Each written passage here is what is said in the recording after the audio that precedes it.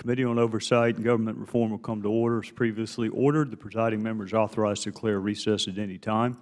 This is a continuation of a hearing that we began last week for reasons that still confound me.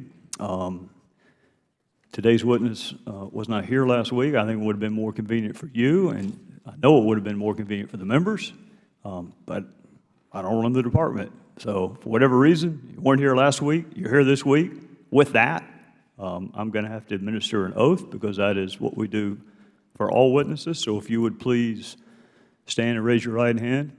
You solemnly swear the testimony you're about to give should be the truth, whole truth, nothing but the truth, so help you God. May the record reflect the witness is answered in the affirmative. With that, we are pleased to introduce today's witness, Mr. John Gore, who's the Acting Assistant Attorney General for the Civil Rights Division of the United States Department of Justice. You are recognized for your 5-minute opening statement. Good morning, Chairman Gowdy, Ranking Member Cummings, and other distinguished members of the committee. The Department of Justice recognizes this committee's important oversight role, and on behalf of the department, I thank you for allowing me to appear today. The committee originally invited me to appear last week on May 8th as part of a panel with 4 other government witnesses from the Department of Commerce and the Census Bureau. I accepted that invitation, but in the days leading up to last week's hearing, the committee informed the department that the committee had added a non-government witness to the panel. It is long-standing Department of Justice policy and practice to decline participation in committee hearing panels that include a non-government witness, particularly when the department is involved in litigation regarding the subject matter of the hearing. Accordingly, before last week's hearing, the department reached out to the committee and offered several accommodations that would have allowed me to provide testimony last week.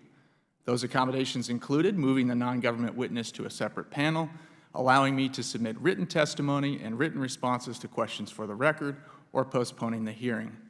The committee denied those accommodations.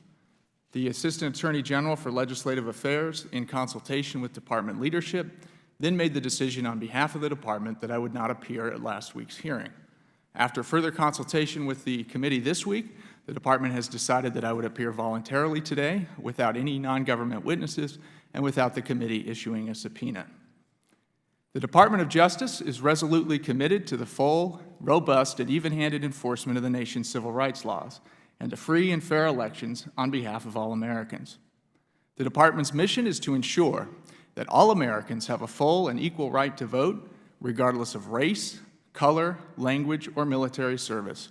And we are fulfilling that mission all across the country. Since January of 2017, the Department of Justice has participated as a party in 3 cases under Section 2 of the Voting Rights Act, and we have resolved 3 other cases under the National Voter Registration Act. Those 3 resolutions ensure that eligible people will be able to register to vote and remain registered. The department has participated as an amicus in 3 voting rights cases, including another Section 2 case and a case seeking to protect the voting rights of members of a language minority group in one of America's largest cities. The department has continued our election monitoring program and our outreach and enforcement efforts under Section 203 of the Voting Rights Act, which protects the rights of language minorities. The department is also zealously protecting the voting rights of our brave men and women in uniform and other overseas citizens through the Uniformed and Overseas Citizen Absentee Voting Act. In 2017 and 2018, the department assisted several states in achieving compliance with UOCAVA for their special elections. And in February of this year, the department filed and resolved a voting rights case under UOCAVA involving the state of Arizona. The department is gearing up for the 2018 elections as well. We are working day in and day out to ensure that those elections are conducted in accordance with federal law requirements. In furtherance of the department's ongoing commitment to the fair and full and even-handed enforcement of the nation's voting rights laws, on December 12, 2017, the department sent a letter formally requesting that the Census Bureau reinstate onto the 2020 Census questionnaire a question regarding citizenship. That question previously appeared on the short form of the census and the long form of the census, and it currently appears on the Census Bureau's American Community Survey. The department's letter explained that accurate citizenship data is crucial to the department's enforcement of Section 2 of the Voting Rights Act and its important protections against racial discrimination in voting. To fully enforce those requirements, The department needs reliable citizen voting age population data in localities and census blocks where voting rights violations are alleged or suspected. Since the department submitted its letter, 4 lawsuits have been filed challenging the Department of Commerce's decision to reinstate the citizenship question onto the census questionnaire. The Justice Department is defending those lawsuits. In deference to the courts charged with adjudicating litigation involving the United States, the department's longstanding policy and practice is to decline to make statements regarding that litigation outside of court. The department accordingly is constrained in its testimony today. As I said at the outset, the department takes this committee's oversight role very seriously, and our goal is to be as responsive to the committee as possible. But in light of the pending litigation, the potential effect any public statements might have on ongoing court cases, and the department's litigation constraints, I am unable to make any statements today beyond those in the department's letter and other publicly available information. The department thanks the committee for its understanding of these constraints. Thank you. The gentleman from Wisconsin is recognized. We'll give you a few questions here. What data does the Civil Rights Division receive from the Census Bureau? The data we receive from the Census Bureau, Congressman, there are 2 different forms of data we receive from the Census Bureau. We don't receive any individual responses to census questionnaires, whether that's the decennial census questionnaire or the ACS questionnaire. What we receive is aggregations of statistical data that compile the individual answers into statistics for geographic areas. Give me an example of how you use that data. Sure. So, for example, in our Section 2 enforcement work, we need information at the census block level. The census block is the smallest unit of geography that the census collects data on. For example, the Census Bureau's information says how many people live in the census block and what their race is, which is important for Section 2 of the Voting Rights Act. And then the ACS data provides estimates of citizenship rates, but not at the census block level, at either the block group or tract level. So you really have to know if anything was going on, the amount of people there who are legal and illegal, correct? For our purposes, in the Civil Rights Division, what's important to know is racial data and citizenship data at the census block level. And currently, we don't receive census citizenship data at the census block level. That has to be extrapolated from ACS estimates, which are only available for larger geographic units. And give me a hypothetical why that matters. Give me Sure. an example of a situation. Sure. So the easiest way to think about it, Congressman, is that a census block is the fundamental unit of a district.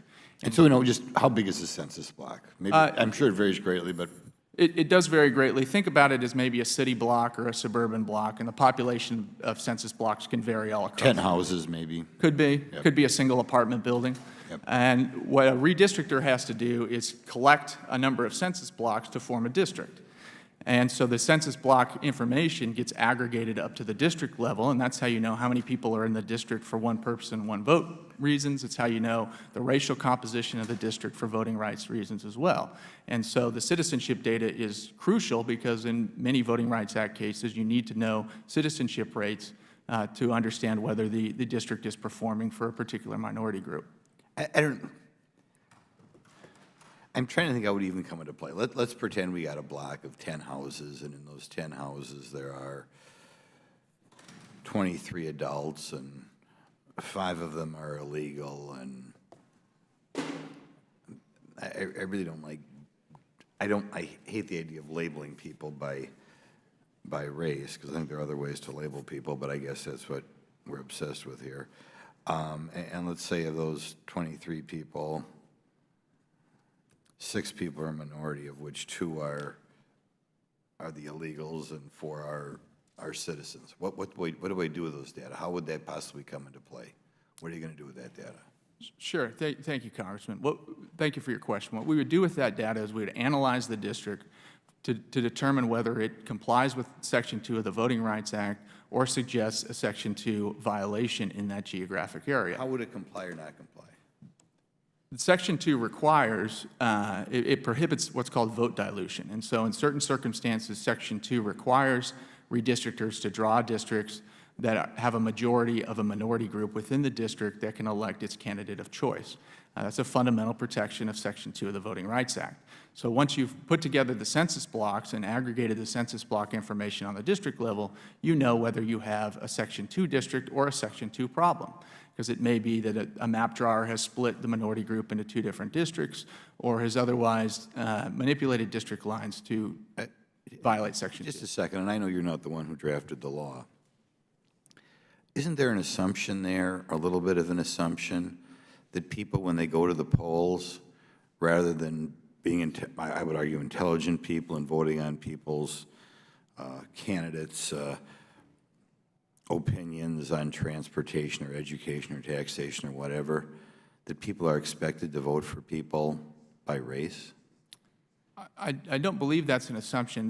One of the fundamental requirements in a vote dilution case is to show that there's racially polarized voting, and that doesn't exist everywhere in the country, but where it does exist, Section 2 can be triggered in a vote dilution case. And racially polarized voting refers to members of a racial group tending to vote together for the same candidate. Okay, I think that's a very inappropriate assumption, and maybe we should look at the law sometime, because I would hope there are a lot of Americans who just go to the polls and vote for someone of their same racial background. But thank you for. The gentleman yields back. The gentleman from Maryland is recognized. Mr. Gore, I read your written testimony, and you seem to be saying that you will not answer Congress's questions. Certain questions. Let me read exactly what you said.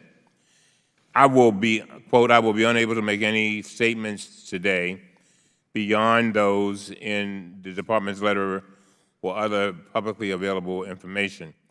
You claim you cannot answer our questions because the government is being sued. Mr. Gore, the government gets sued all the time. Would you agree? Come on.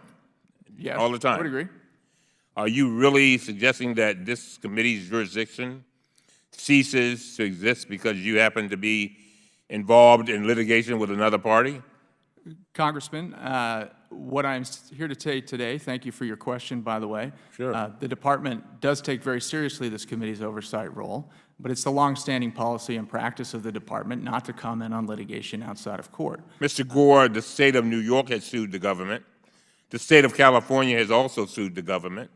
You don't tell California it has to stand down because New York sued it. They are both independent entities. And so are you. So are we. Mr. Gore, Congress is an independent branch of government. An independent branch. We have a job to do. We conduct parallel investigations all the time. We're not asking about your litigation. We're not asking about motions your attorneys might make or about work product they are developing in those court cases. We are investigating the underlying facts. How and why did you and the political appointees at the Justice Department come to ask the Census Bureau to add a new untested citizenship question to the census? That is our job under the Constitution. That's why we want you here. Your job is to answer our questions. So let me ask you this. Please tell us what your specific role was in the entire process. Describe how the decision was made at the department to send this letter with this specific request, and tell us who else at the Department of Justice you communicated with throughout the process. Congressman, I appreciate the question, and as I said before, the Department recognizes and acknowledges this committee's important oversight role. The Department of Justice is an independent part of the independent executive branch of government. We have an independent constitutional obligation to take care that the laws of this country are faithfully executed, that the laws that this Congress enacts are faithfully executed in a fair, even-handed, and robust manner all across the country.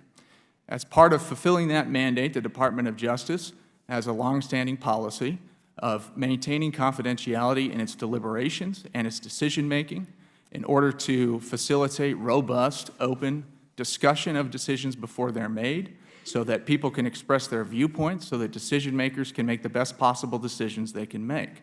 That's similar to the process the Congress goes through with members of its staff. You've asked me questions about a decision-making process and internal deliberations at the Department of Justice, and I'm not in a position to answer those questions today. Mr. Gore, a major decision, I only have a little bit of time. Mr. Gore, a major decision like this one must have gone to the Attorney General. Did you or anyone else speak directly with the Attorney General about this idea? And if so, what was the substance of your discussions with him? Congressman Cummings, as I've said, the Department of Justice has an important role to play. We have an important independent role to take care that the laws are faithfully executed. I asked you, did you talk to your boss? Congressman, I'm not going to discuss any internal communication. You mean you can't tell me whether you talked decision-making. Wait a minute, whoa. You mean you're going to tell me that you didn't talk, you can't answer a question as to whether you talked to your boss, who we pay? What I'm telling you, Congressman, is that I'm here today to talk about the Department's letter and its public decision and the letter it sent to the Department of Commerce. I'm happy to discuss any public information regarding that. What I'm not in a position to discuss today is anything that may or may not have happened. Okay, I know you're going to rope it on me. You must have consulted with the head of the voting rights section of Justice. What was the substance of that discussion? Congressman, again, we facilitate open and robust conversation in the Department of Justice. Did anyone, you're going to say the same thing, right? Are you going to say, because we don't have time, you're going to say the same thing? Just say yes or no. Can you answer that? Oh, I'm sorry, what's the question, Congressman? No, that's all right. Did anyone at the Department of Justice ever raise concerns internally about going forward with your plan? Congressman, Same answer? Is that the same answer? it's the same answer. Okay. Did you talk to anyone outside of government about this idea? For example, did you talk to Chris Kobar, or if so, what was his substance of those discussions? Congressman, Did you talk to him about this? to who? Chris Kobar. No. Okay. Mr. Gore, there's a difference between investigating the facts of an incident and investigating how the Justice Department plans to litigate those facts in court.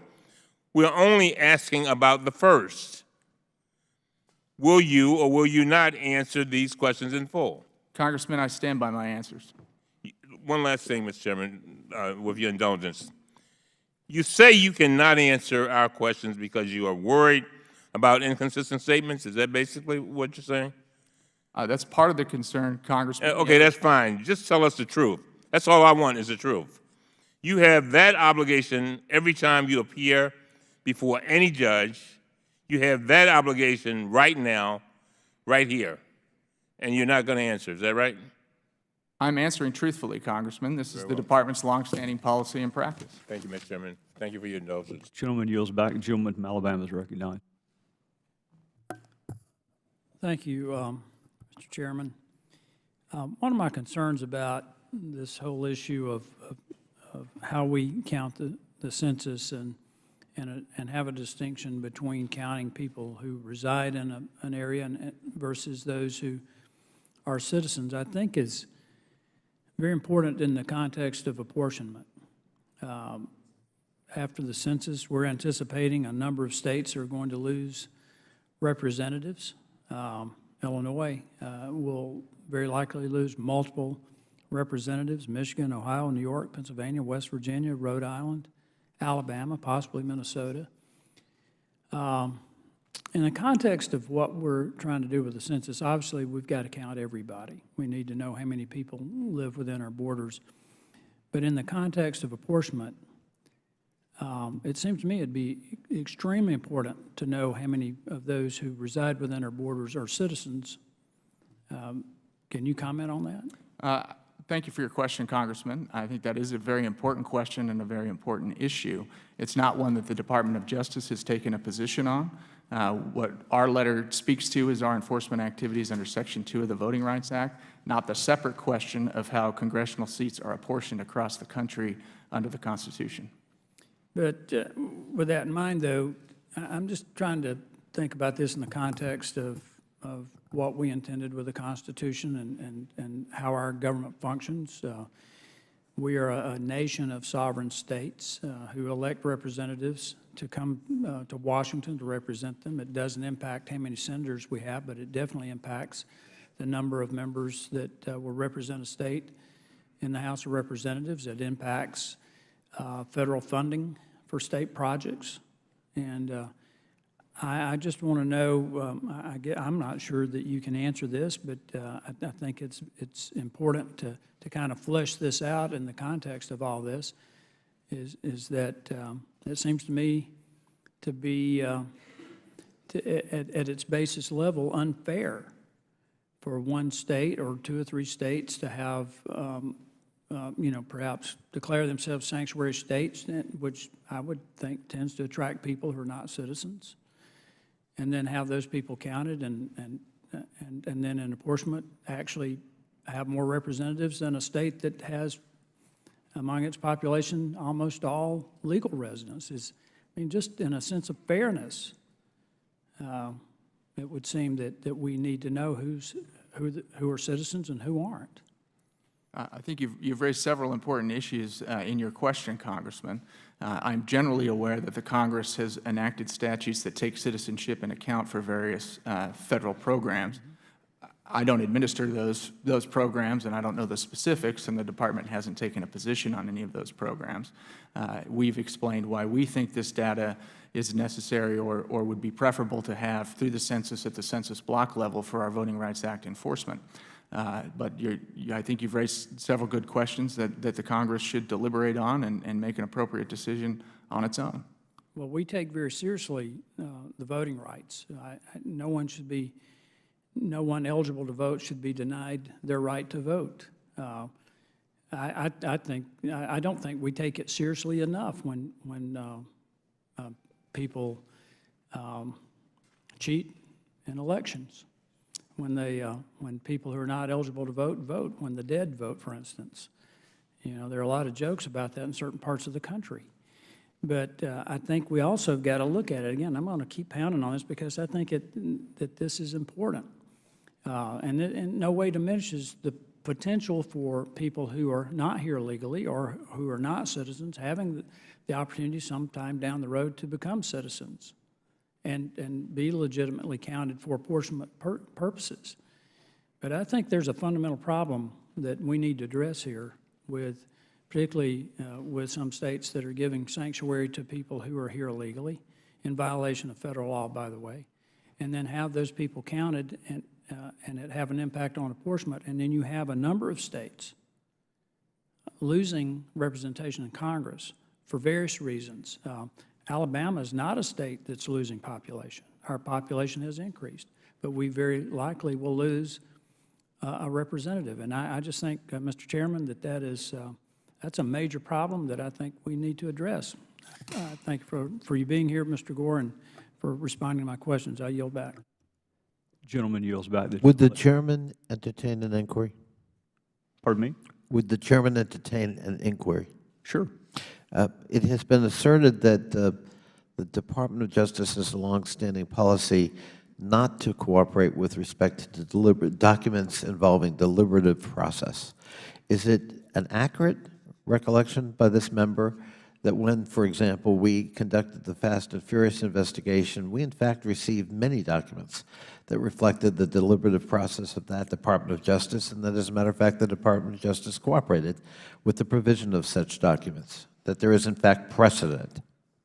The gentleman's point is well taken. In fact, the ranking member and I were just discussing yesterday the relativism that sometimes exists in how we investigate matters and how we view privileges and how we handle ongoing litigation, ongoing Inspector General investigations.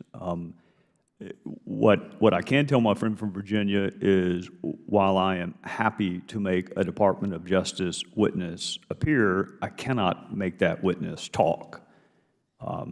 You can get Jack Bauer to come preside over this hearing, and perhaps he could, but I cannot make someone talk or produce documents. I appreciate that, Mr. Chairman. I simply wanted to establish for the record that the assertion that it was longstanding Department of Justice policy is in fact not correct, that we have an example, a major example in this committee with the previous administration of the very opposite of what has been asserted by the witness. My friend from Virginia has put his finger on something that exists on both sides of the aisle and has existed no matter which administration happens to be in power. I'm not a fan of relativism, no matter where it manifests itself. I thank the chair. The gentlelady from New York is recognized. Thank you, Mr. Chairman. And I'd like to follow up on the questions of Ranking Member Cummings. Mr. Gore, your refusal not to answer the questions of Ranking Member Cummings, I find, and I believe all of my colleagues find, unacceptable. We conduct parallel investigations all the time. Every day we conduct them. If we had to shut down our investigations every time a federal agency got sued, we might as well all just resign and leave, because investigations take place every single day, and we are sued every single day. You were supposed to be here last week, and with all due respect, I do not understand why you refused to be here, but you're here today, and at the very least, you should answer questions. And I'd like to begin by referencing what happened on May 16th. Just 2 days ago, Tom Brunel, President Trump's first choice to be the Census Director, gave an interview. And in that interview, he said that the administration's decision to add this citizenship question was based on politics, not on science, not on best practices, but he said based on politics, and I quote, "They have made a political decision, and they have every right to do that because they won the election," end quote. Now, I find that appalling.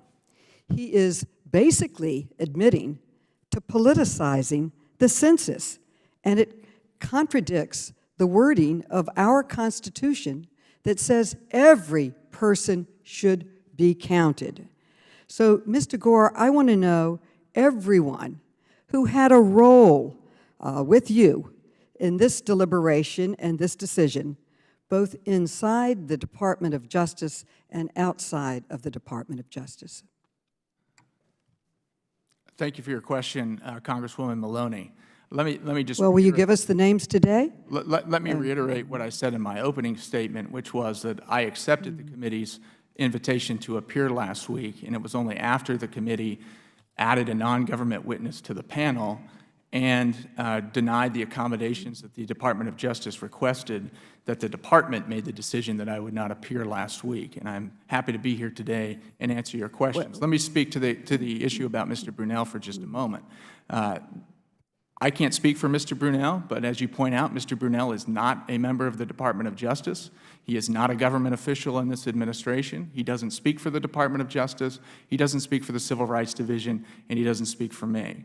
I don't know where Mr. Brunel is drawing that conclusion from. I don't know what information he could possibly have as someone who was not involved in the decision and is not at the Department of Justice, the Department of Commerce. Well, did you communicate with Mr. Brunel on this issue? Did you communicate with him? No, I did not. You did not. Did you or anyone else at the department communicate with anyone, a political organization such as the RNC, the Redistricting Commission, the Trump campaign, anyone else? Who else did you consult on this decision? I can tell you, Congresswoman, that I didn't consult with any of those organizations. I can't speak for other people. They'll have to speak for themselves. And in terms of people I may or may not have consulted with within the Department of Justice or within the executive branch, my answer is the same. Those conversations and deliberations and decision-making are things that I'm not in a position to comment about today, both as a matter of department practice and policy and because there's pending litigation on this issue. Are you, Mr. Gore, are you asserting a constitutional privilege here today? I'm not authorized to assert any privileges. Okay, are you asserting the Fifth Amendment or executive privilege? I have no basis to assert the Fifth Amendment, Congresswoman Maloney. I've done nothing that would put me in any kind of criminal jeopardy for anything. I would never do anything unlawful or illegal, and the implication that I would is baseless. I am Well, not thank you asserting very any kind of much. privilege. Since you're not answering any questions, I'd like to thank the chairman for bringing him here today, but I'd like to quote the chairman's statement that he can bring him here, but he can't get him to answer any questions.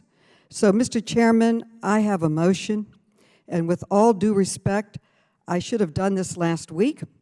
I plan to formally offer a motion under the rules, give my statement, and seek a vote, and this motion is in order. And I would say that the key issue for the meeting today is the Trump administration's sudden decision to add a new citizenship question to the census, untested and at the last minute. This decision was made at the request of the Justice Department. They sent a letter in December claiming they needed this data to enforce the Voting Rights Act. But this data has never been needed since the act was passed in 1965. According to documents released through the Freedom of Information Act, this request made at the request of leadership working with John Gore, our witness today, and I would ask unanimous consent to place these documents into the record. Without objection on the placing of documents in the record.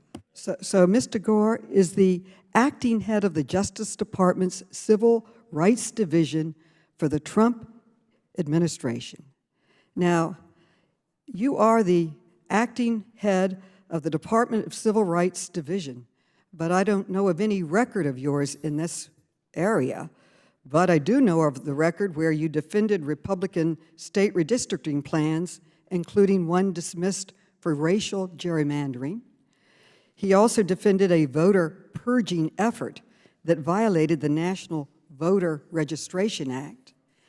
And on May 8th, Chairman Gowdy sent a letter inviting Mr. Gore to testify, but he failed to appear last week. And at that hearing, I had a motion to subpoena Mr. Gore. Instead, the chairman recessed the hearing, resumed it today, and brought Mr. Gore in to answer our questions. The problem is, Mr. Gore is not answering our questions. Right now, Mr. Gore is here voluntarily, so he is not legally compelled to answer any of our questions. So I move that the committee subpoena Mr. Gore right now, like we should have last week. We have a process, Mr. Chairman. You may not want to issue this subpoena, but our committee has authority under the rules to vote on a subpoena to compel Mr. Gore to answer our questions today. Not tomorrow, not next week, but today. And Mr. Gore then would be required either to answer our questions or assert valid constitutional privilege. If Mr. Gore continues to refuse to answer our questions, or if he asserts a privilege that is not valid, this committee could hold him in contempt. So I want to make one thing clear. We are not asking you one word about litigation. We are not asking about any of your briefs or anything that your department is involved in, your motions, your attorneys, or the work that they are doing. We are asking about the underlying facts, and we have every right to ask about them. It's our responsibility to ask about them. And we have an independent responsibility to investigate, and that is what we need to do today. These underlying facts already exist. Congress and the American public deserve to know them, and there is absolutely no legitimate reason for you to keep silent about them. Congress handles parallel investigations all the time, and this is no different. This is a parallel investigation. Our oversight responsibilities do not cease to exist because someone sues the government. The government gets sued multiple times every single day. For all of these reasons, I hereby move to subpoena John M. Gore, the Acting Assistant Attorney General of the Civil Rights Division at the Department of Justice. I second the motion. I make this motion pursuant to House Rule 11, Clause 2K6. We have spoken to the parliamentarian's office, and this motion is in order. I spoke with them myself. A written copy of my motion and the subpoena is at the clerk's office, and I ask that the chairman dispose of this motion right now so we can start getting answers to our questions. On the motion? Reserving a point of order, for what purpose does the gentleman from Alabama seek recognition? Mr. Chairman, I move to table the motion, and pending that, note the absence of a quorum. Gentleman is correct, quorum is not present. The motion to table is made. The motion to table and debate on the underlying motion are held in abeyance until sufficient quorum is present. Out of respect for the witness, I think we should proceed with the hearing until that time. On a point of order, Mr. Chairman. Gentleman state his point of order. Would the would the subpoena that is subject to the motion to table, would that include a request for documents as well as a subpoena for the person? I don't believe so, but since it's not my motion, I might defer to the. I have a copy of it here, but it's blank. It doesn't. I think it is a subpoena for personal attendance as opposed to one for documents. But again, given the fact that it was not my motion, I'm reluctant to speak to it in length. All right. Thank you, Mr. Chairman. I yield back. Well, would the gentleman yield to me? Okay.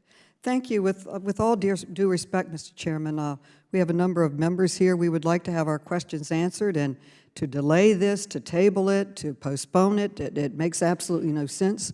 Why are we asking questions when the witness has already told us he's not going to answer any of them?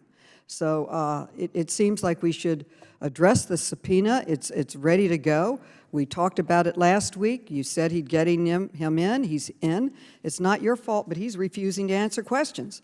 So it seems like it's very appropriate that we should move forward with the subpoena so that we can get answers to our questions. This is, you know, that the census is really the only it's a requirement. It's written right in the Constitution that the executive branch must conduct it every 10 years. It's a very serious issue.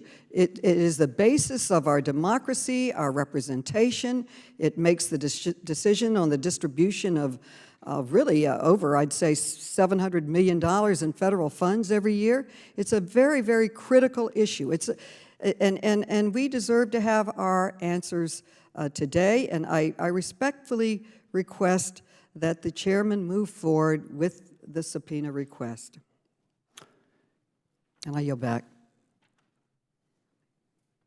I'll address the gentlelady. I've been uncharacteristically liberal in my allowing her to exceed the 5 minutes to address it. I think it's an important point, but nonetheless, quorum is not present. So out of respect for the witness, until the quorum is present, continue to ask whatever questions he is able to answer.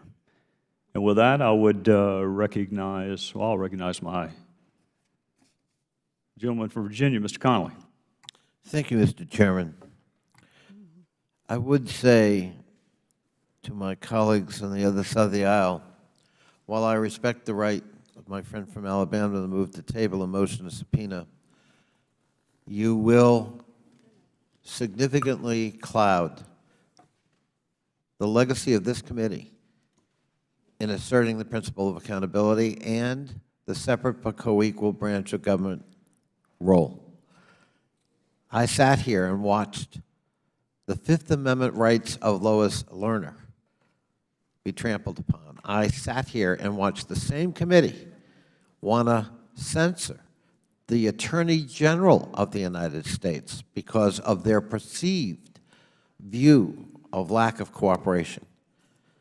But apparently it's a whole different set of rules if it's a different administration that happens to be of your party.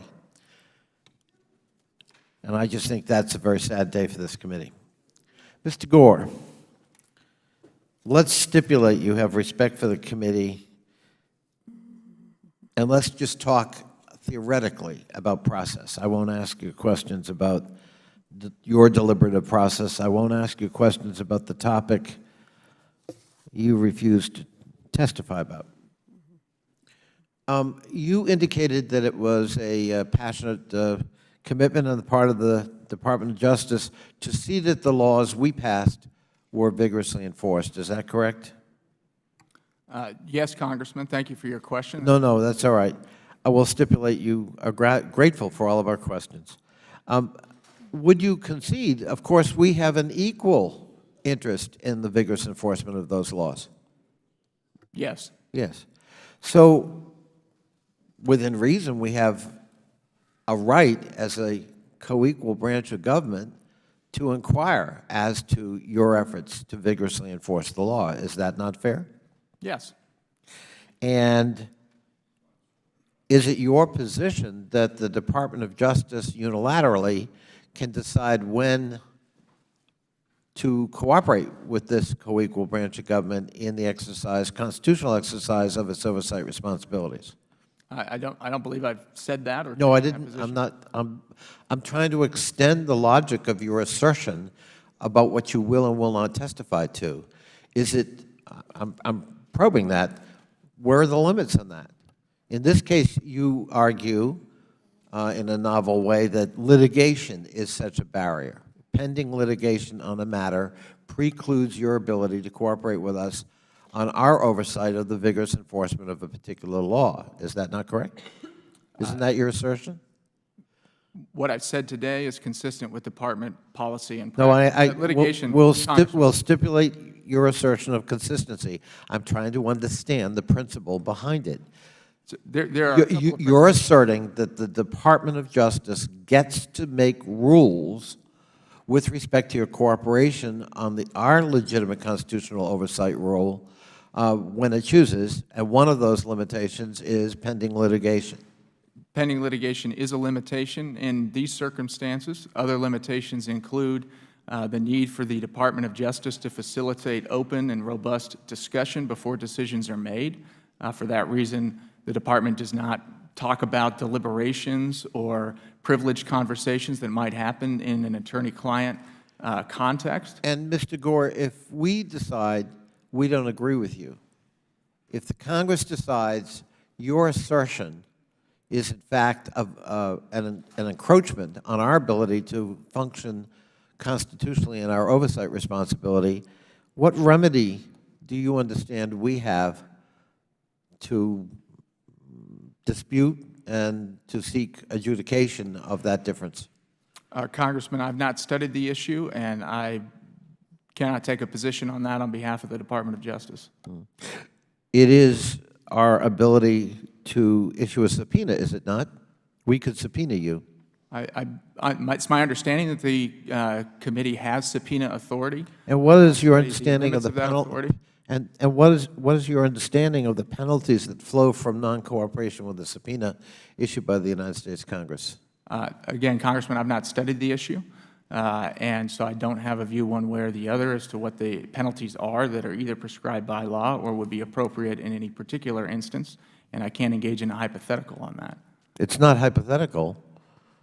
I mean, it's a matter of law, Mr. Gore. Well, certainly what penalties would be appropriate in any particular case. You is could a be held in hypothetical before contempt. that case happens, Congressman. You could be held in contempt of Congress, could you not?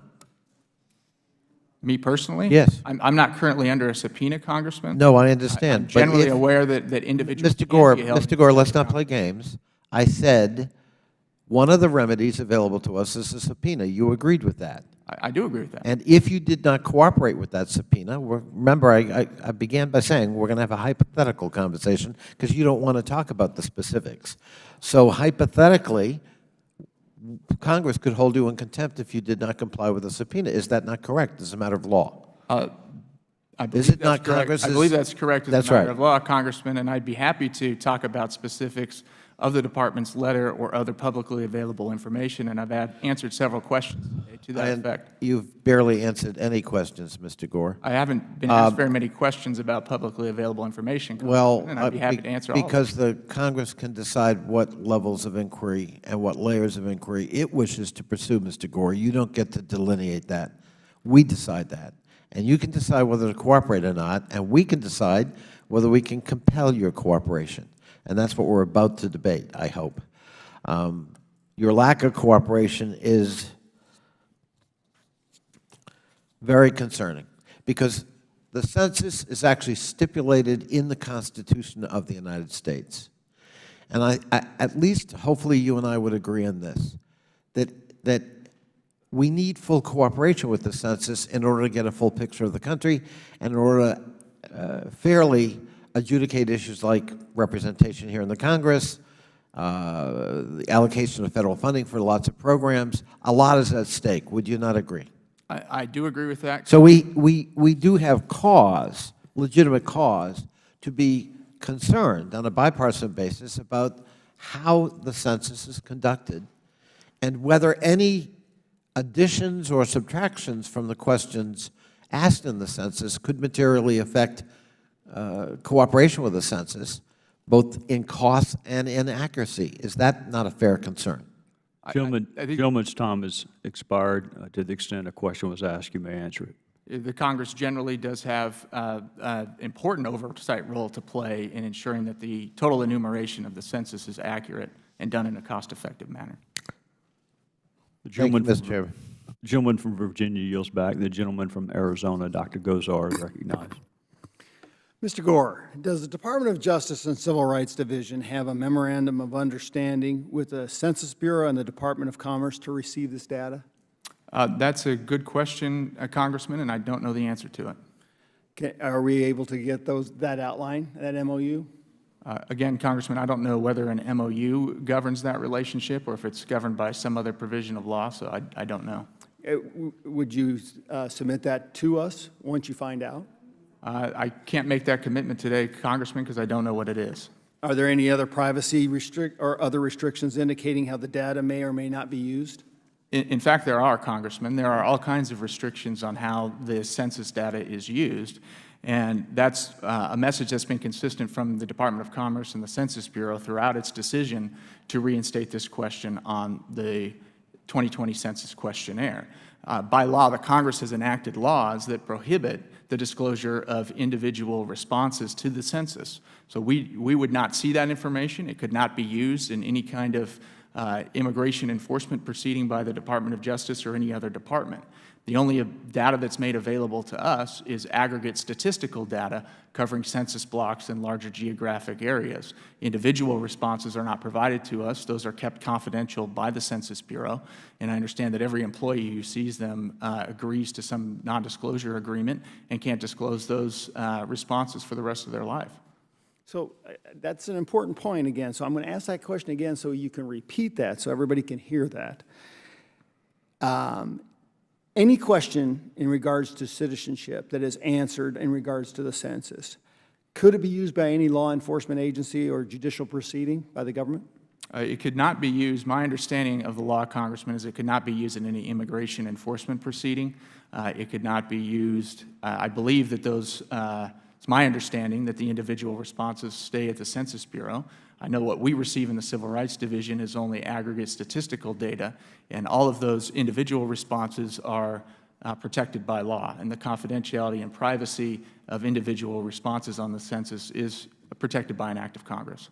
So once again, can't be used in a legal proceeding. It certainly can't be used in an immigration enforcement proceeding. Now, Mr. Gore, let me quote Ken Paxton, the Attorney General of Texas. Knowing the number of citizens in any district will help reduce voter fraud by providing a more complete picture of the eligible voters in a district. Let's say that there are 300,000 U.S. citizens in a district and 350,000 turn out to vote in an election. We would know there's a problem. Now, would you say, Mr. Gore, that voter fraud has occurred if there's more votes are cast than there are eligible voters? I think if you had accurate data about the number of eligible voters and registered voters and the number of votes cast, it would certainly raise a lot of concern if the turnout in a particular geographic area exceeded the number of eligible and registered voters. That would, if you're a data collector, something's wrong with that scenario, right? It sounds like it as you've outlined the hypothetical, Congressman. Now, would you say voter fraud has occurred if, let's restate that. Does the Civil Rights Division ever tally the total number of votes cast in a precinct and compare it to the eligible voters in the same precinct? We have sometimes looked at that data to understand what states are doing to comply with the National Voter Registration Act, and in particular its requirements for voter registration and removing voters who become ineligible from the rolls. So yes, we have on occasion looked at that aggregate data. Let me ask you a question. Do you know the difference between a census block group and a census block? Yes, generally, yes. Can you explain it a little bit? Sure. The census block is the smallest unit of geography that the Census Bureau collects data for. It's generally the size of an urban or suburban block. It can be one apartment building or a small collection of homes. And a census block group is an aggregation of census blocks. It's a group of census blocks. I think on average it's about 39 census blocks per census block group, but it can be fewer than that and it can be a lot more than that. And so a census block group is a larger area of geography, and then several census block groups are put together to form what's called a census tract. With my last question, I'm going to reiterate it because sometimes people are doubting Thomas's. They have to hear things 3 times. So will responses to the 2020 census question or citizenship be used by the Department of Justice or any other law enforcement agency in any judicial proceeding against a respondent? Congressman, it's my understanding that those individual responses cannot be used in any immigration enforcement proceeding. Moreover, the individual response that someone is not a citizen isn't really very probative of what their immigration status is. We have millions and millions of hardworking immigrants in this country who are non-citizens who entered legally. And they came here for the American dream. They're pursuing the American dream here through work, through school, through family. And so whether or not someone's a citizen doesn't tell you a whole lot about their immigration status, even if you could get that individual information, which the Department of Justice cannot, because the Congress has protected it from disclosure.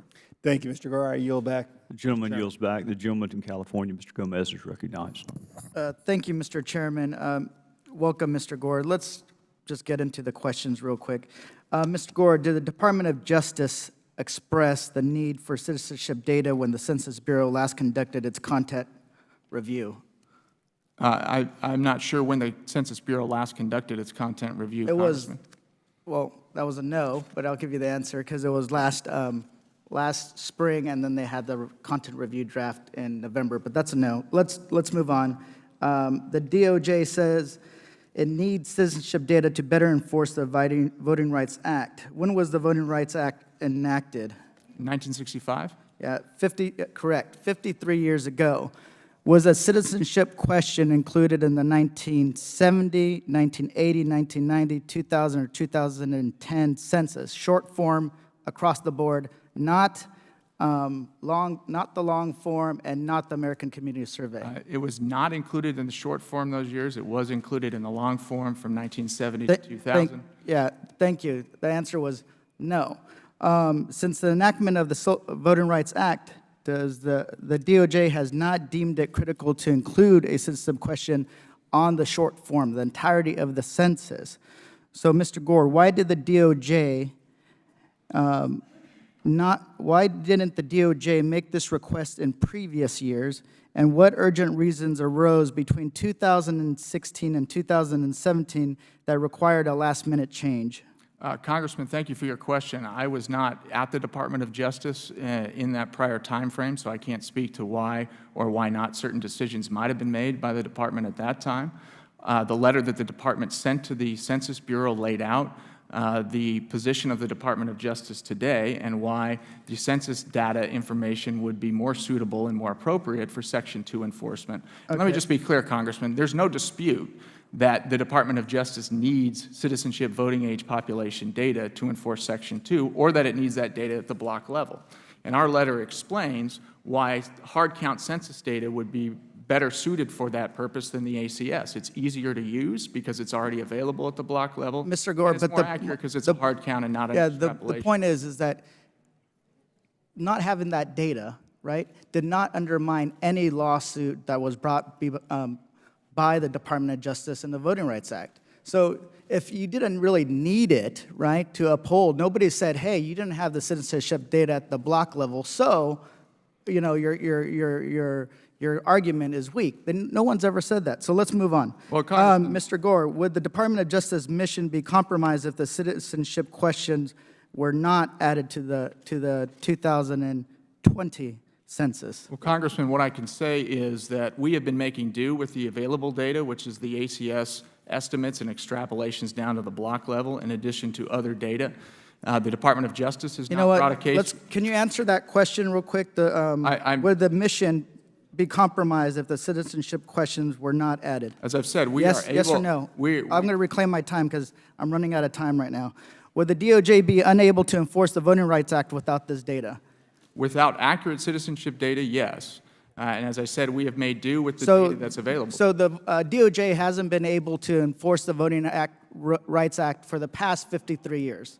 Is that No, what you're telling me? Congressman, that's not what I said. What I said is. No, we have but that to- was the question. Would the accurate- DOJ be unable to enforce the Voting Rights Act data without this, the Voting Rights Act without this data? That's the question. So the answer is no, because you've been doing it for 53 years before this year. So let's move on, because I only have a minute left. Attorney General Sessions in April testified before the Senate regarding the citizenship question. During his public testimony, he said, "People don't have to answer it. Really, I would think that's a very reasonable thing. I think concerns over it are overblown."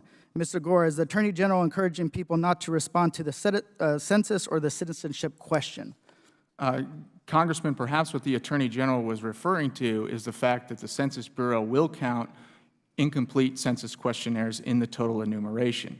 So if for some reason the person filling out the questionnaire doesn't answer a particular Thank you, question, it still counts. Mr. Gore. I appreciate that. Real quick, did Stephen Miller contact the Department of Justice about adding a citizenship question? Do you have any emails, phone records, letters, communications with Stephen Miller from the White House?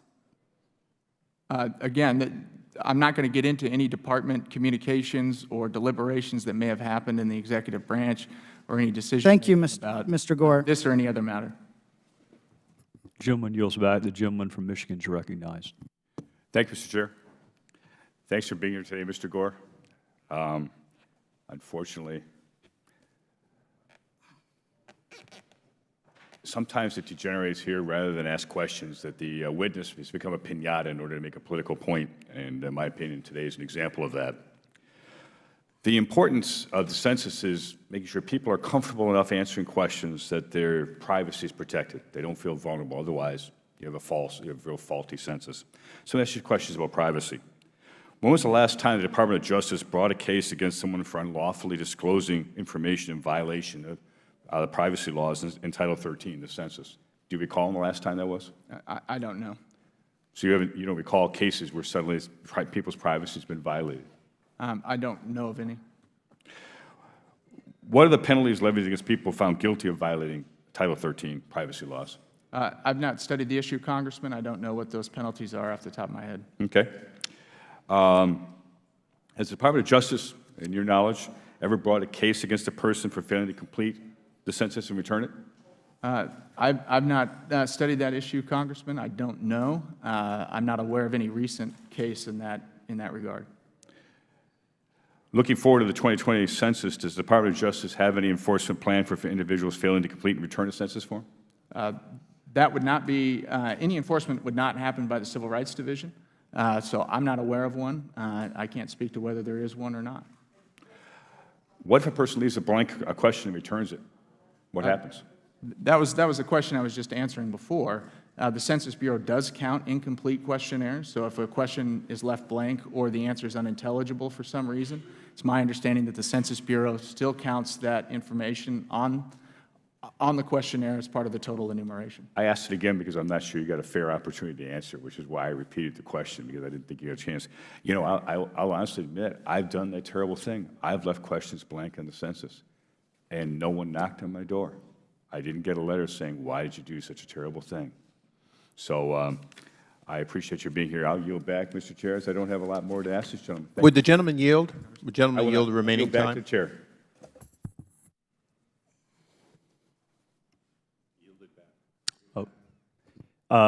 The gentleman from Massachusetts is recognized, Mr. Lynch.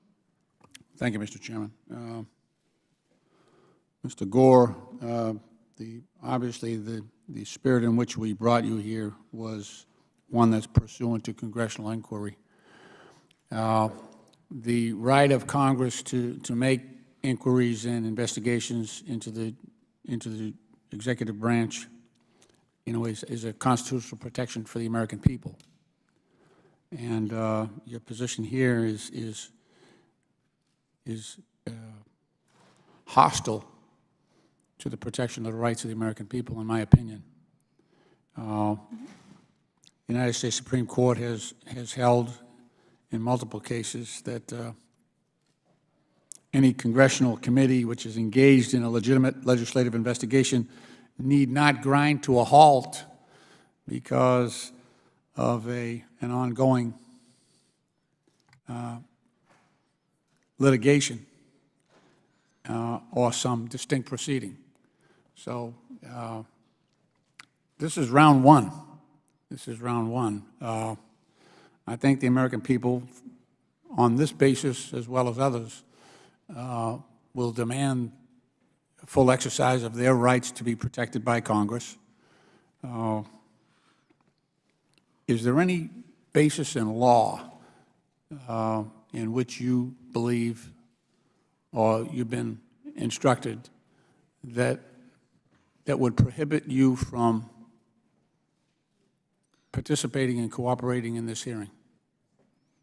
Congressman, thank you for the question. I have cooperated and participated in this hearing to the full. You haven't answered any extent. questions. I've just answered several questions, Congressman, and I'm happy to speak to any questions about public information. Okay, well, tell us then. Again, I'm going to repeat the questions that you dodged earlier.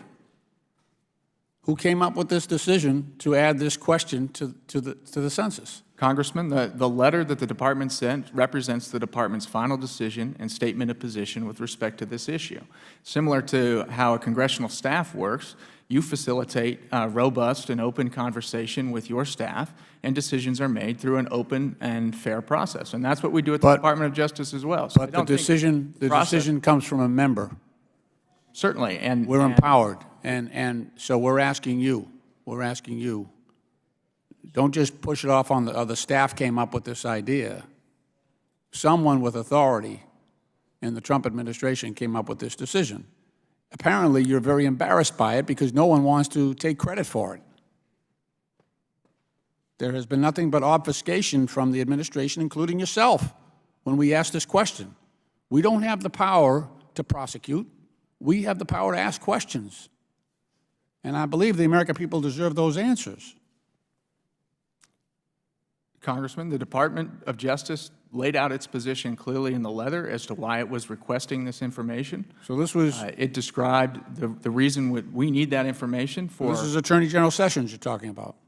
It represents the view of the Department, so I believe the Attorney General agrees with that view, yes. Okay, well, there's part of an answer. Speak for him personally, but yes, obviously a decision like this is made in consultation with appropriate stakeholders at the Department. That I'm happy to talk about and confirm. I don't think that's particularly earth-shattering.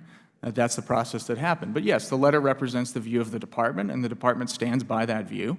The letter was sent to the Census Bureau and the Department of Commerce. I understand from publicly available information that the Secretary of Commerce, Secretary Ross, took a hard look at the request, did an independent analysis of it, considered various options as to how to provide block-level citizenship data to the Department of Justice for I have 1 minute left. enforcement work, and Mr. Chairman, that's how the decision was made. Reclaiming my time. Mr. Chairman, we need the support of the chair in order to get to the basis of this decision. We think it's important to the American people.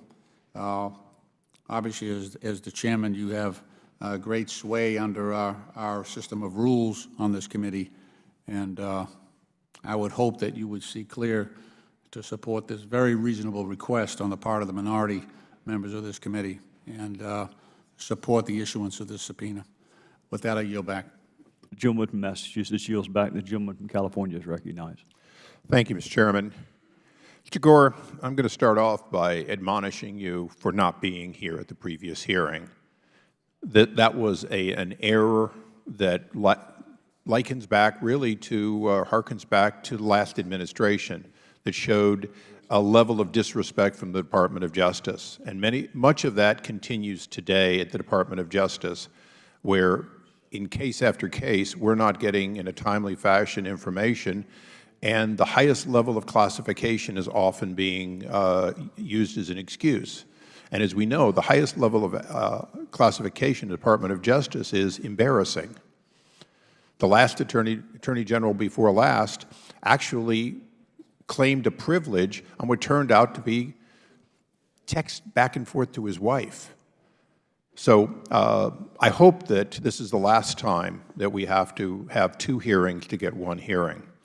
Now, having said that, I would join with some of my colleagues in a round of questioning about the core of the decision to find out, for the purpose of civil rights compliance, how many people are eligible to vote in a particular block, in a particular congressional district. And I'll start off by telling you a very short story. A few months ago, approaching a year ago, I had a longtime resident of my district, a father of several children, one of them already over 21, arrested as he tried to enter Camp Pendleton at a job he'd been at for more than a decade, almost 2 decades, and he was a supervisor. And he was apprehended because, in fact, he was undocumented and he had falsified documents related to getting on the base. It was a sad situation. He'd been here since 1989. When I tried to do what I could for the family, as we often do in casework, I went to the voter rolls. I found him, I found his wife, and I found 1 adult child. The adult child was born in the United States. The wife was not a legal resident and had entered illegally in 1991. He had entered illegally in 1989. They were both registered voters. Now, I will tell you, it appears as though they never voted. But in California, without a doubt, there are tens or even hundreds of thousands of people who do not want to say no to the motor voter, no, I don't want to be registered to vote, because they're afraid that will tip off that they're undocumented. So I'm going to ask you, if not for a census, where my Democratic colleagues, if they operate in good faith, and Republicans, if they operate in good faith, would echo what you said earlier, which is this information is never disclosed. It is used only for the statistical purposes in aggregate. If not for your census question, wouldn't we have the same situation in California, where the number of registered voters, thus eligible either to vote or for others to vote on their behalf, could in fact lead to a different outcome in an election? Congressman, thank you for your question. First, let me just address the issue I already addressed in my opening statement, which was the Department's explanation for why I didn't appear at the hearing last week. It's because a non-government witness was included on the panel. And that is, in fact, a decision that this committee has, over the years, pushed back. We've had negotiations, and the Chairman's a good negotiator. We could have potentially had a second panel, but it is not for the Department of Justice to simply say, we're not showing up if we don't get what we want, because the last administration, in some cases, objected to somebody because they, even though they were in the government, they weren't at quite the right level. So I don't accept that. As a former chair of this committee, I don't accept that, and I would hope that you would take that back to your higher-ups, that there are better ways to resolve that with this committee and with a very reasonable chairman than to simply not show up. But go ahead with your answer. Thank you, Congressman. On the issue that you've raised, I've not studied the issue of the voter rolls in California, so I can't speak specifically to Well, let me just give you a brief one in the remaining time. Sure. California has no documentation whatsoever. A person shows up and gets a driver's license. They do not have to prove that they're in any way a resident or a citizen, and the default is they end up with being registered voters. Our voting system has no ID. As a matter of fact, if you show up at a poll, you cannot be asked to show ID, and in fact, if you try to show it, they make you put it away. But please continue with how this would impact elections if, in fact, you have tens of thousands of people registered that are, in fact, not citizens, but afraid to say so because it's not like the census, it's not secret. Obviously, Congressman, thank you for your question. If there are large numbers of ineligible persons, in fact, casting ballots at the polls, yes, obviously that could have an effect on the outcome. There are plenty of examples of close elections throughout American history that could have turned on that difference. Thank you. Thank you, Mr. Chairman. Gentleman yields back. The gentlelady from Michigan is recognized. Young lady from Michigan is recognized. Thank you, Mr. Chair. In the 11 months the Bureau have not had a permanent director, the administration considered placing a partisan redistricting expert, Thomas Burnell, at the helm. Mr. Burnell himself recently admitted that this census is being politicized. In an interview with Science magazine, he said, and I quote, "They have made a political decision, and they have every right to do that because they won the election." Also, President Trump has been campaigning on the addition of the citizenship question. An ad sent by his campaign to his supporters reads, and I quote, "President Trump has ordered the 2020 United States Census ask people living in America whether or not they are citizens. But now the sanctuary state of California is suing him. It's time to fight back." This seems to me like a political decision has come from the top, and we have asked you, and I will ask again, exactly who in leadership made this request? Was it the Attorney General Sessions? Who specifically was it? Congresswoman, as I said before, I can't get into the specifics of the deliberations or decision-making of the Department of Justice. I can confirm again that the letter represents the position of the Department, and all decision-makers signed off on that decision, including the Attorney General. To get to the premise of your question about Mr. Brunel, I don't believe anyone's had any conversations with Mr. Brunel about it. I certainly haven't. He's a private citizen. He's not a member of the Department of Justice. He doesn't speak for the Department of Justice. He's not a member of this administration. He doesn't speak for this administration. I have no idea where Mr. Brunel's getting his information from or how he's drawing his conclusion as to what he thinks was the motivation for the request to add this question to the citizenship Well, it seems from questionnaire. your answer that you don't know where Mr. Burrell gets his information, and you also don't know where your information and your guidance is coming from, because based on your statement, how you keep answering the question, I don't know where it came from, I got a random letter. So you're sitting here today saying that I don't know how things happen, I don't know who makes decisions, it just kind of happens. It's like soup. You just throw things in there, and then all of a sudden we have soup. It does not appear that you are an expert witness. Can you help me with that? Congresswoman, I haven't said that I don't know. What I've said is that the Department of Justice, by longstanding policy and practice, does not discuss internal deliberations or decision-making. I think I've said now a couple of times that the Attorney General signed off on the decision. Beyond that, the Department's position is stated in the letter. Let me just speak to the campaign email that I think you read from, Congresswoman. I've never actually seen that email. I had no communication with the campaign regarding this or any other matter, and so I can't speak to that. Mr. Gore, will you confirm here today that the Department of Justice will follow the law in abiding by the protections provided by Title 13 and complying with the prohibiting against sharing individual census requirement? Will you be on the record today under oath saying that the Department of Justice will follow the law? Yes.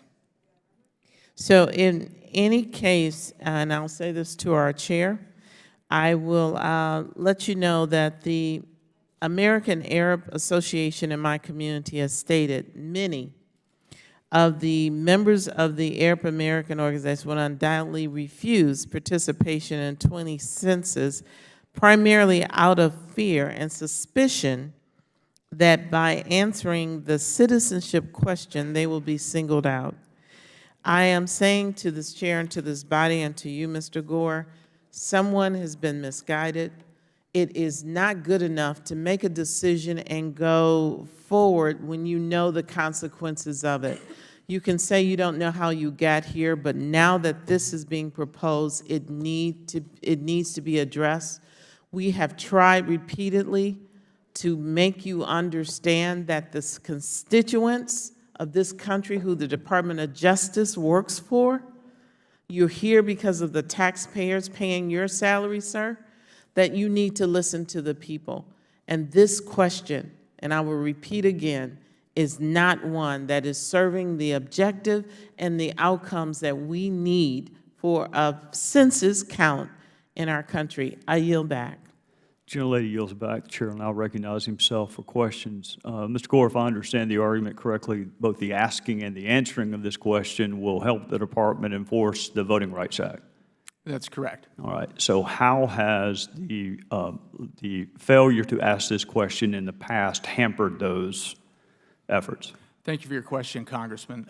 It's undisputed that we need citizen voting age population data to enforce the Voting Rights Act in certain cases, and that we need it at the block level.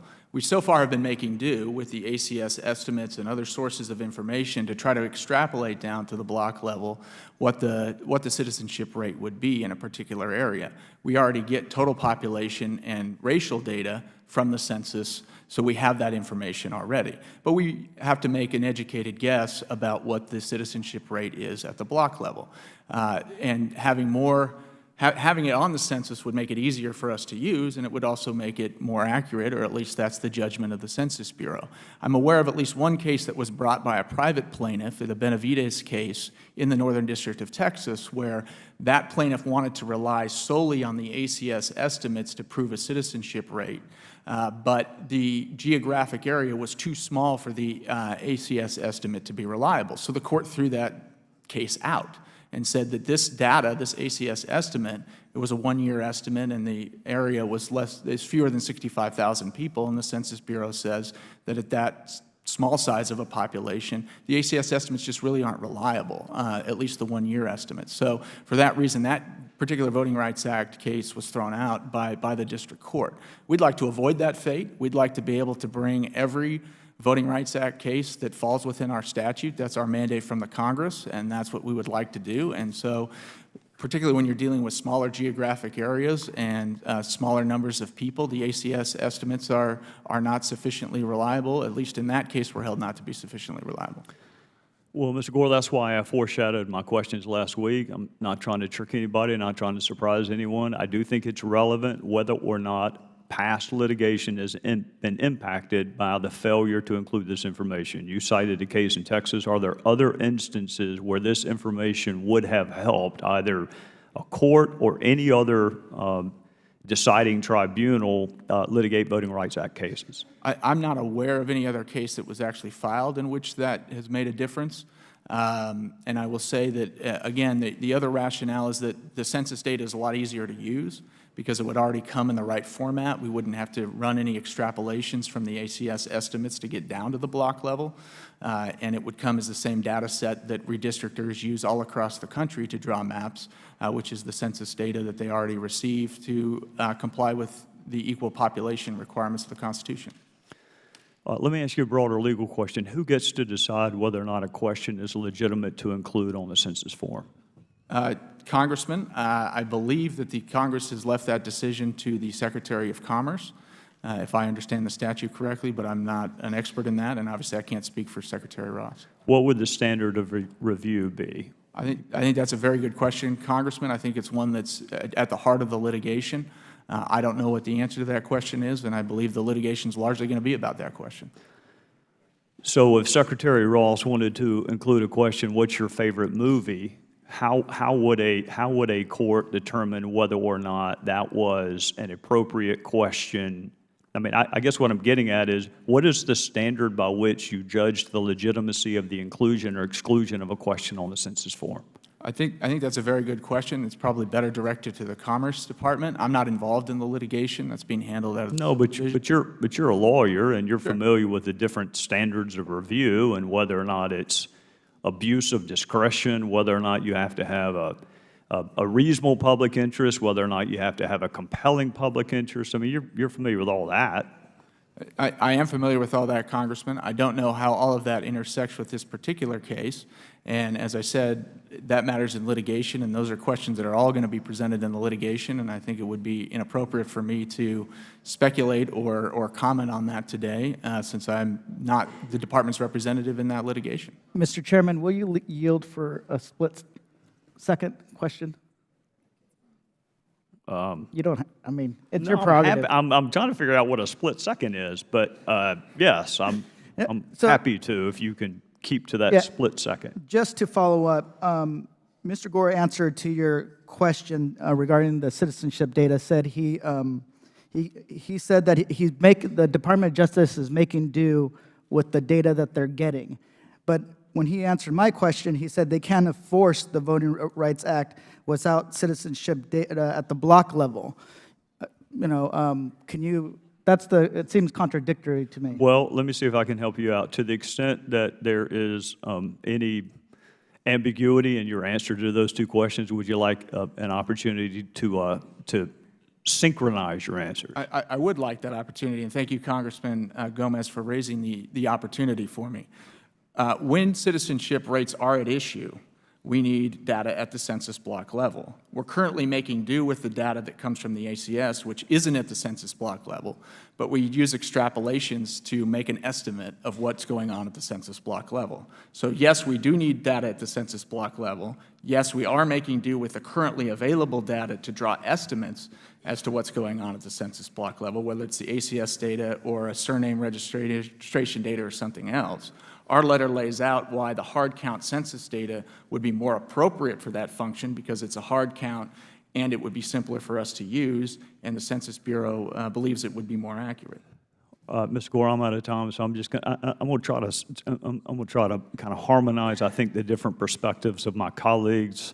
When something's been done for a while and then it's not done, it raises questions, and people want to know why was the question removed, and then when it's reasserted, they want to know how did the exclusion of that question adversely affect you. So I'm not giving you litigation advice. You'd be crazy to take it from me. But in terms of the practical advice on how to answer questions for Congress, I think that is what folks are wondering, is we had the question for a while, then we had it in another form. What has been the impact of changing the manner in which that information was collected? And I guess the threshold question is, do you have to assert that it helps you enforce the Voting Rights Act to include the question, or could you just include the question because you felt like it? And if our position is, if the government's position is that it helps us enforce the Voting Rights Act, it'd be helpful to be able to point to specific instances where the failure to have that information may have hampered your efforts to enforce it. Yeah, and Chairman, I'm happy to provide a response to that. As I've said, we've made a case as to why the census data would be more appropriate for enforcement under the Voting Rights Act, due both to the simplicity of its use and its greater accuracy than ACS estimates and extrapolations. I pointed to the Benavides case, which is a case brought by private plaintiffs who were unable to prove their case because the ACS estimates were too unreliable for the size of population involved there. As to whether that is sufficient to warrant including the question on the citizenship or on the census questionnaire is a question that I think the courts are hashing out in the pending litigation. Before we vote, I'm going to let the ranking member ask one question. I do want to thank all of my colleagues on both sides for coming for an unexpected vote on what I know is a very busy morning anyway. So as soon as Mr. Cummings asks his question, we are going to move to the vote, and I appreciate Thank you very much. Thank you very much, Mr. Chairman. Mr. Gore, I just listened to the questions that the chairman asked you, and they're very good questions, as you agreed. And it seems like all this is based upon the Voting Rights Act, a lot of it. But I just want to have your opinion on this. DOJ has not filed a single voting rights action during the entire tenure of the Trump administration. Attorney General Jeff Sessions has called the Voting Rights Act, quote, intrusive. During the Trump administration, DOJ has reversed its position in 3 voting rights cases, one on gerrymandering in Texas, one pertaining to a voter ID law in Texas, and one on a voter purging in Ohio, all in favor of voter suppression efforts. DOJ updated the U.S. Attorney Manual to remove prior references to racial gerrymandering. President Trump repeatedly and falsely accused millions of legitimate voters of committing voter fraud by voting illegally for Secretary Clinton. President Trump established a commission in January 27 to try to identify evidence to support his false claimed that millions of U.S. citizens voted illegally. And finally, President Trump selected as the chairman of his new commission, Kansas Commissioner Chris Cobart, who was held in contempt last month for failing to inform state voters of their eligibility to register after a court blocked a 2016 law requiring proof of citizenship. My question is, I want you to understand why some of us may be skeptical when folks say that they're doing this so that people like my mother, who years ago could not vote, and even today. Do you understand that, why we might be skeptical? I understand where you're coming from, Congressman. I do. And I'd like to, if I might have a moment, just respond to your question, because there are several things in your question that I think are not accurate, and I'd like to be able to correct those on behalf of the Department so that you, Congressman, and the entire committee and the entire Congress and the American public understand what's going on. So, for example, we have filed a voting rights action. As I mentioned in my opening statement, we filed an action involving the state of Arizona under UOCAVA to protect the voting rights of military voters and other overseas citizens. In terms of Section 2 of the Voting Rights Act, we have continued to participate in 3 Section 2 cases since January of 2017. And our enforcement efforts under Section 2 are completely in line with the enforcement efforts of the Obama administration. In its first 4-year term in office, the Obama administration filed 1 case under Section 2 of the Voting Rights Act. It filed that case in early 2009, meaning that the investigation had been conducted under the Bush administration. It filed no Section 2 case in 2010, 2011, or 2012. It increased its number slightly in its second term. In 2013, it filed 3 cases, but it filed none in 2014, none in 2015, and none in 2016, and it filed 1 on its way out the door in January 2017, which we have continued to litigate on behalf of the United States. So the amount of Section 2 activity we have is completely in line with what the Obama Justice Department did. In 6 years in which it was in office, it never filed a Section 2 case. Moreover, it had an opportunity to do so because every state in the Union was required to redistrict after the 2010 census. The question about gerrymandering in the U.S. Attorney's Manual, that was a change that was suggested by the career prosecutors in the Civil Rights Division because that provision is already subsumed in another provision within the U.S. Attorney's Manual, and there's an effort to simplify and streamline that manual. It represents no change in policy or practice by the Department of Justice, as the Deputy Attorney General has already explained publicly. And in fact, we participated in a racial gerrymandering case in the Supreme Court in April. We also have not changed positions in 3 voting rights cases. There is 1 case in which the Department changed a position, and that case is currently pending before the United States Supreme Court. I think the 2 other cases you're referring to are 2 cases out of Texas. And in those cases, the Department didn't change its position. Texas changed its law. Texas changed its voter ID law to address the defects that had been alleged in that case. It passed an entirely new statute to do so. And in fact, that statute largely tracked the district court's own interim remedy that it put in place for the 2016 election. And in 2016, nearly 9 million Texans voted, and there was no suggestion and no evidence brought to the court that the voter ID law had resulted in any vote suppression. 3 weeks ago, the Fifth Circuit Court of Appeals agreed that that law was sufficient to remedy the defects, and it overturned the judgment of the district court. I think you've also referred to the Texas redistricting case. Again, Texas adopted a new redistricting plan. The United States hadn't previously taken a position on that plan. And in the Supreme Court, what we argued to the court is that Congressional District 35, represented by Congressman Doggett, is an appropriate district under Section 2 of the Voting Rights Act. As I said before, I've not communicated with Mr. Kobach. I think I may have met him once. We had no consultation on this or any other issue. I appreciate where you're coming from, Congressman. I hope that I've been able to provide some facts that will help you understand where we're coming from, and as we try our best in the Department of Justice and in the Civil Rights Division to carry out all the laws that the Congress has enacted and enforce them to the best of our ability. And we will continue to do so because that's our mission, that's our charge under the Constitution, that's our charge from this Congress, and we take very seriously that responsibility, and it's my honor to serve in this capacity for some period of time with the hardworking career professionals in the Civil Rights Division. Gentleman from Maryland yields back. A quorum being present, the committee will resume consideration of the gentleman from Alabama's motion to table the motion of the gentlelady from New York. Those in favor will signify by saying aye. Aye. All those opposed signify by saying no. No. In the opinion of the chair, the ayes have it. Record a vote being requested. The clerk will call the roll.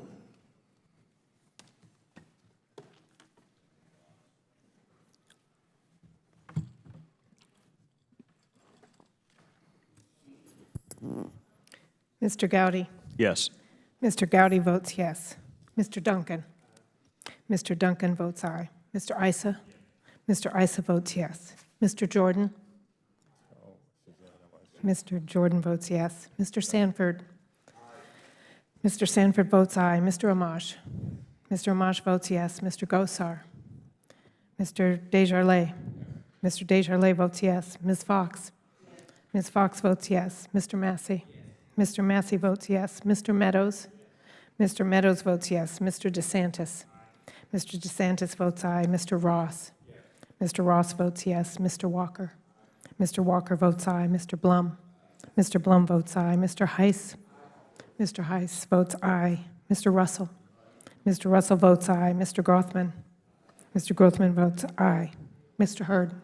Mr. Hurd votes aye. Mr. Palmer? Mr. Palmer votes aye. Mr. Comer? Mr. Comer votes yes. Mr. Mitchell?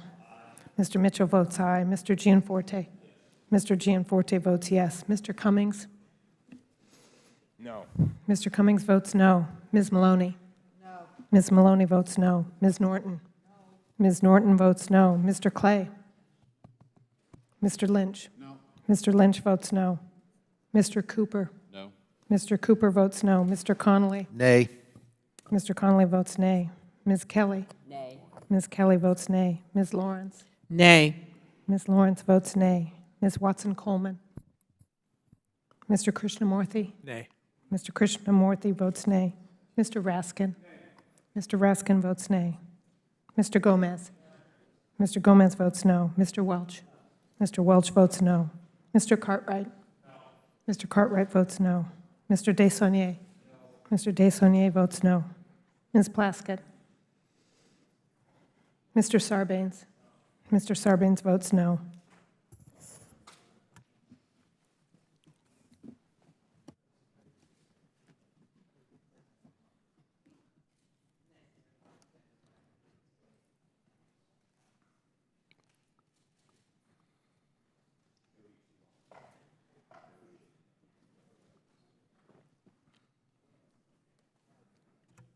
The clerk will report. On this vote, there are 22 ayes and 15 noes. Motion to table passes. We will now, I want to again thank all the members on both sides for coming, and we will resume with our questioning of the witness until votes are called, and we're over here, so give me 1 second.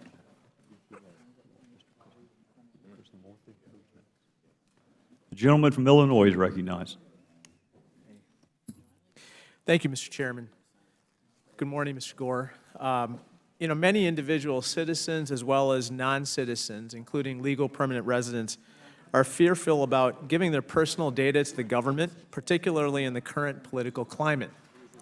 These fears were escalated recently by the DOJ's request to include the citizenship question on the 2020 census. That is why I think it is so critical today for us to remind individuals that Title 13 protects the confidentiality of their census responses and prohibits the government from sharing the data with other government agencies. Mr. Gore, will you confirm here today that the Department of Justice will follow the law in abiding by the protections accorded by Title 13 and complying with the prohibitions against sharing individual census responses? Absolutely, Congressman. I can confirm that. And I would like to reiterate something I said before, which is that we take our duty to enforce the law very seriously, and we think that no one should have fear in responding to the census questionnaire or to the citizenship question if, in fact, it is included. First, for the reason that you lay out, which is that data, the individual responses, are protected by law and can't be disclosed. But also, Congressman, let me just reiterate that whether someone's a citizen or not doesn't tell you a whole lot about their immigration status. There are millions and millions of hardworking Americans who are non-citizens who are in the country legally. Thank you. Will you affirm that the Department of Justice has no intention of obtaining confidential data or using it for any other purpose, including sharing it with any other federal law enforcement agency or any other agencies? What I can tell you, Congressman, is that with respect to this data or any other data, the Department of Justice will abide by all legal requirements. Okay, so are you saying that there is a possibility that you may share this data with other federal agencies? Again, what I'm saying, Congressman, is I don't know exactly what the parameters are of the restrictions on use of this data, but whatever they are, the Department of Justice will abide by them. It's my understanding, I can't speak on behalf of the Department because it's not one of my responsibilities to determine what happens with this data, other than the data that's shared with me. But I can say unequivocally that on behalf of the Department would comply with all legal requirements. So do you conceive of a situation where it may be legal to share this data with other agencies? I can't conceive of that kind of situation from the Civil Rights Division perspective, which is where I work. I don't know what goes on in the rest of the department and what the law is, but the Department of Justice will follow the law. Okay, so you don't know what the law is with regard to the sharing of this data? I do know that there are prohibitions on the sharing of the data. I don't know how other entities within the Department of Justice deal with that issue, so I can't speak on their behalf. But I can speak on my behalf. I can say that all entities of the Department of Justice will follow the law, and I will say that within the Civil Rights Division, we do not share that data with other government agencies. Let me shift to another issue, which is the DOJ aware of any study, analysis, or projection of how the inclusion of this citizenship question will affect the response rate for the census? That's a great question, Congressman. I don't know that the Department of Justice is aware of that. That's really a question for the Department of Commerce and the Census Bureau, since it is the Secretary of Commerce's province to decide which questions get included or not within the bounds set by the law. My understanding is that from Secretary Ross's memos that he took a hard look at that issue and didn't find any empirical evidence to suggest that the question would lead to a reduction in response rates. That's based on the memo of decision that he issued. I obviously can't speak on his behalf. If evidence were brought to your attention that the inclusion of this citizenship question would actually lower the response rate, how would you process that evidence as a member of the DOJ? I think as a member of the Department of Justice, well, let me say this. I believe whatever evidence was presented to the Department of Commerce was considered. I can't speak to that again. I can't speak on behalf of the Department of Commerce. If that was brought to our attention, I think we would take a look at it.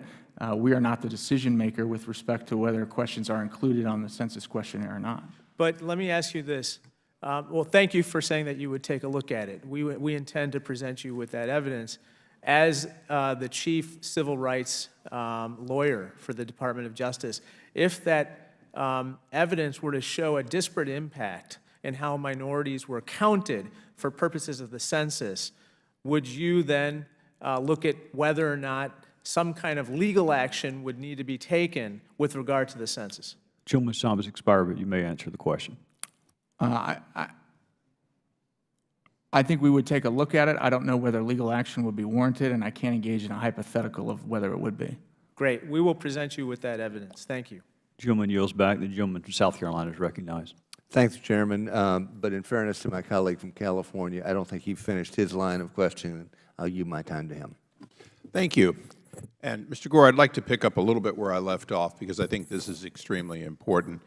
In a republic, in a democracy, isn't the sanctity of the vote perhaps the most important part of civil rights that we've spent decades, actually more than a century, going from denying people a vote because of their gender or their race to ensuring that all persons eligible or are eligible if they're citizens?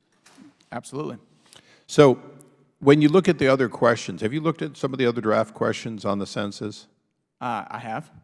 Other than the first question, which is how many people live in this house, is there another question that is as important to our republic as this one? I think that's a value judgment that reasonable minds can disagree on. Well, let me ask it a different way. Constitutionally, we all understand that the census is required every 10 years for one and only one purpose, to find out how many people are here. So, and I dealt with this last week with the census people themselves. Isn't it true there really is only one question that's constitutionally mandated, and all these other questions are based on our country's belief that knowing this will advance the greater good? I think that's correct, Congressman. And in fact, I would point out that other questions are asked, but the census remains a total enumeration. There's a question about sex, but people of all sexes are counted. There's a question about race, and people of all races are counted. And if there's a question about citizenship, people of all citizenship statuses would be counted as well. And you did a good question there, because, for example, we're asking if you're Hispanic. Nobody's objecting to it, apparently, from the Democratic side. But, it goes into Mexican, Chicano, Puerto Rican, Cuban, all the reasons you might be a yes or a no. And nobody's objecting to it. But in fact, race is good to know, but it's not essential to know for constitutional purposes. Here's another one: relationship.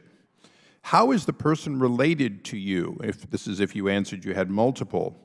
And questions are father, mother, opposite sex, unmarried, same sex, son, adopted son, stepson. Let me ask you, if you look at all the things that might cause someone to say, I'm going to just throw this in the trash, or I'm just going to mail it back, wouldn't asking somebody about what their, to be honest, sexual relations are, which is what that particular question leads to, aren't these all questions which could reduce the turnout from the basic turnout of how many people are in this House? Isn't that a risk we take with every question? Congressman, I believe that would be a risk with any question. Whether, in fact, that plays out would be a question for the Department of Commerce. But I think I think that's correct. And I will tell you that the Secretary of Commerce has put incredible time personally, along with his undersecretaries, into this, that he's been working it for a long time. But I'll go back to the initial question, because I think that's what this part of the hearing is all about. No one seems to care if you want to find out in the census whether somebody's straight or gay. That seems to be not controversial to my Democrat friends, and yet asking someone whether they have a right to vote so you can determine what the maximum count would be in a particular precinct, in a particular block, seems to be a problem. Why is it that that which goes to the core of our democracy seems to be a less important question to my colleagues than the question, quite frankly, of gender preference? Congressman, I think that's a very good question, but I obviously can't answer, but we've been wondering the same thing, or I've at least been wondering the same thing, given the reaction to the request the Department of Justice made and the decision that Secretary Ross made. Okay, now I want to use the remaining time that I've been loaned here to just make the history straight. This question was asked during Franklin Delano Roosevelt's time, and this is a historic question, isn't it? It is. And this is in the community survey as we speak, right? Yes. So the difference between having it in the main census and having it in the community survey, which apparently my colleagues don't object to, would seem to be a volume, correct? I guess, yeah. So it's the greater number of people asked a question, because I got the community survey, and I will tell you, it tells me on penalty of everything terrible happening in my life, I must answer it. So last question. If we're simply getting more people answering the same question that's been asked again and again in the community survey, isn't it that we simply get the ability to understand more clearly where and how many people should be able to be eligible to vote and receive services of that sort? Yeah. Gentleman's time has expired, but you may answer the question. Yes. Thank you. Gentleman from California yields back. Gentlelady from Illinois is recognized. Thank you, Mr. Chair. The law governing the addition of questions to the census says that the Secretary of Commerce must submit proposed subjects to Congress 3 years before Census Day, followed by the actual questions 2 years before Census Day. That law also states, and I quote, if the Secretary finds new circumstances exist which necessitates that the subject's types of information or questions contained in reports so submitted be modified. A report containing the Secretary's determination of the subject's types of information or questions as proposed to be modified must also be submitted to Congress. The Secretary of Commerce did not include a citizenship question in the subjects submitted to Congress in April 2017, but in April of 2018, just 1 year later, he chose to add a citizenship question to the specific questions he submitted to Congress. Under the law, in order to do that, he must have encountered new circumstances necessitating that the subjects be modified. What are the new circumstances that necessitated this change? Congresswoman, appreciate the question. I don't work for the Department of Commerce or the Census Bureau or the Secretary of Commerce, so I can't speak on their behalf.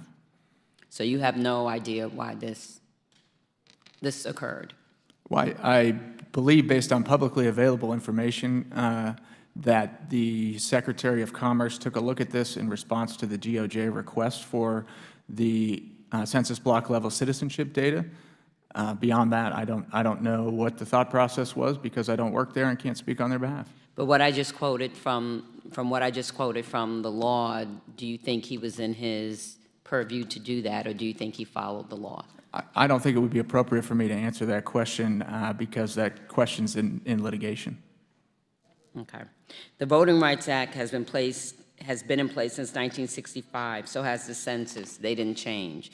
So you're saying that you don't know the new circumstances. Did the Department of Justice cite any evidence of voting rights cases to Secretary Ross that would have necessitated the addition of a citizenship question to the 2020 census? To be clear, what I said was I don't know the circumstances or the thought process that went on at the Department of Commerce or the Census Bureau. So I didn't say I didn't know what was going on in the Department of Justice's letter. Our letter laid out the reasons why we think that a hard count census data at the block level would be more appropriate for use in redistricting cases than the American Community Survey estimates and extrapolations down to the block level. It'd be simpler for us to use. It would be a hard count. It would align in time with the other census data that redistricting map makers and map drawers and courts and the Department of Justice already use. And the Census Bureau and Department of Commerce have made a determination that they think it would be more accurate. Beyond that, that was the evidence, that was the statement that we made in our letter, and the Department of Commerce, it's my understanding, took a hard look at that and made that determination. Okay, well, just in conclusion, it seems like the only circumstance that has changed since 2017, the 2017 report, is who's sitting in the Oval Office, and unfortunately, that's not sufficient under the law to allow a new and untested question to be added to the census. I yield back. The gentlelady yields back. The gentlelady from New York is recognized for a unanimous consent request. I request a unanimous consent to place in the record a statement from the Asian Americans Advancing Justice Organization. Without objection. Thank you. I believe all members present have been able to have their questions answered to the extent you're able to answer them. The hearing record will remain open for 2 weeks for any member to submit a written opening statement or questions for the record. If there's no further business, without objection, the committee stands adjourned.